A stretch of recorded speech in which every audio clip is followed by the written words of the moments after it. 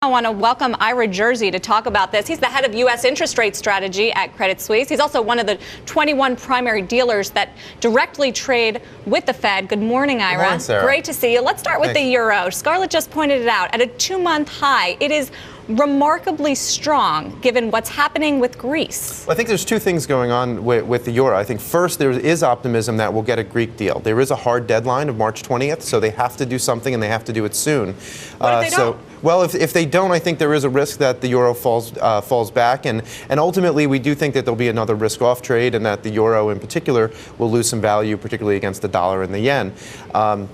On the other side, though, there's also a lot of positioning going on where a lot of people are short, a lot of people have hedges on, and we see that not only in the currency market, in the euro, but in a lot of other markets too. For example, interest rate markets where a lot of people have downside protection because they're worried a little bit about inflation. So it's going to be kind of hard to get through some important technical levels just because so many people have on the disaster protection. Okay, good point. But what I'm getting at is perhaps given all of the uncertainty out of Greece, things are seeming a little better because of our big theme, and that is central banks are there. They're very active, they're trigger happy, and they're flooding the market, and that's keeping things going swimmingly. Yeah, they absolutely are. So the Bank of England, we are expecting today for them to do significantly more quantitative easing and bond purchases. We do expect even the Fed to do more bond purchases, particularly in mortgages later in the year. Now, the chances of that are a little bit lower than they were before the employment report, but still we think well better than 50-50 that the Federal Reserve will do more asset purchases. And then finally, we can't forget the ECB will be increasing its balance sheet. They've already said that.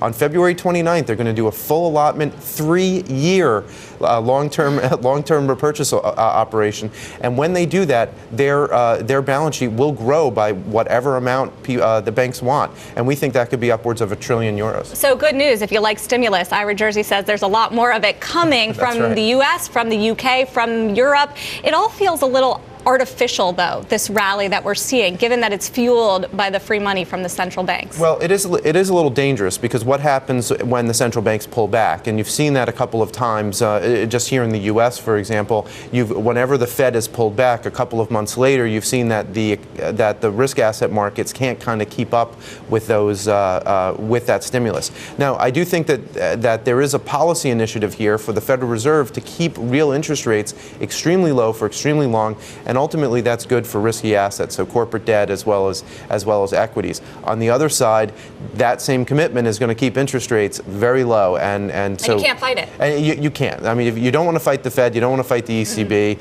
So the risk rally might not keep going, but it's probably not going to lead to a huge sell-off unless there's a disappointment. All right, so hang on for the ride. Thanks to Ira Jersey, Director of U.S. Rate Strategy for Credit Suisse.